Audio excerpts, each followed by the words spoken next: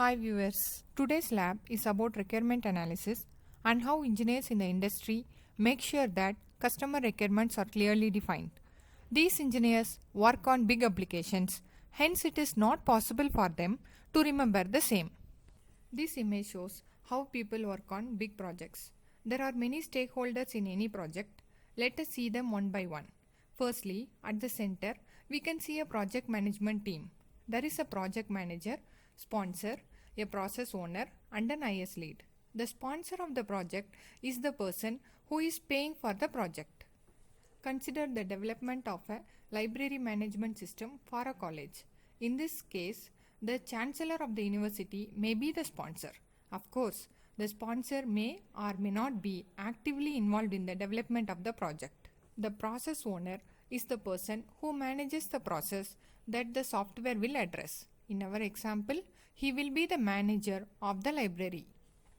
The IS lead is the person managing the information resource of the college or university. These three people are from the customer's team and can help you understand the requirements.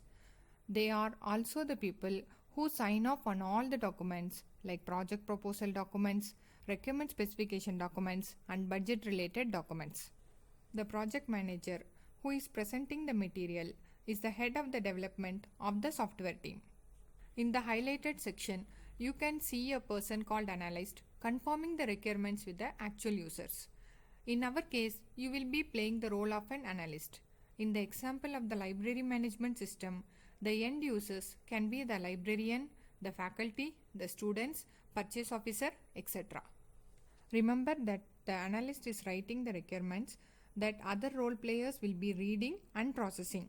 Hence, the requirements must be very clear and unambiguous. To write the requirements, follow the structure as shown. This forces you to talk about what the software should do. These are called the functionality of the software, and hence the name of the requirements is called functional requirements. While writing these requirements, also include who is the end user of the software.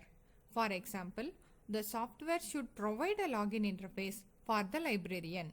We are going to develop a document that contains all such requirements, and it is called as Software Requirement Specification, that is SRS.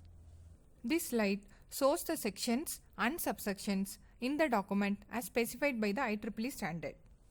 The aim of this lab is to develop formal software requirements in a standard format for a given engineering problem. At the end of this lab, student will be able to do the following things: identify software requirements for the problem statement, identify type of a software requirement, identify dependencies of a software requirement, and finally able to create an SRS document in a standard format. To do this lab, you are required to work in a team of 7 students. Each team should read the problem statement and identify the requirements as a group. Each team will then confirm the requirements and document it in an SRS document. Every individual will have to write the lab manual. While doing this lab, keep an eye out for the following details. What are all the possible inputs, outputs for the software that is being developed? What are all the requirements for the software to address in the given statement? What is the type of requirement?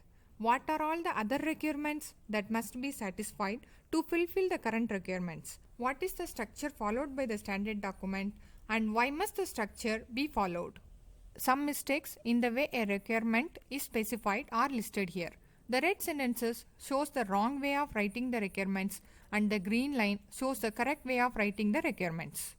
Here you can see the expected documentation detail for your lab manual under each subsection. Note that the requirements are represented in a table. Also note how their dependencies on the requirements are specified. The requirements are also specified along with who gave the requirements and a sample scenario of the requirement use case.